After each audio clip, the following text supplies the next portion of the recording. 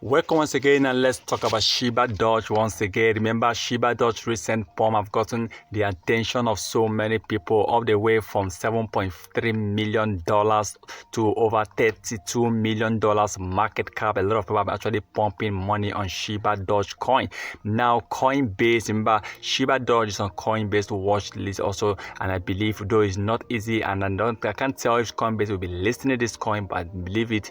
Shibadoge this year is going to gain a lot of support, a lot of listening. Now imagine Coinbase coming in to say, look, we are listening Shibadoge. Wow, that is definitely going to push the price of Shibadoge. Now Coinbase have actually said this year 2023 they will be supporting a lot of coins, and it looks like this year we'll be seeing Coinbase listening small cap coins. We'll see a lot of small cap coins will be listed this year. Same goes to Binance, same goes to other Kucoin, Get.io. This year, so many small cap coins will definitely hit a massive level, and I believe we talk about coins with about 4 or 5 zeros. We've seen them maybe ending the year trading with just 1 or 2 zeros.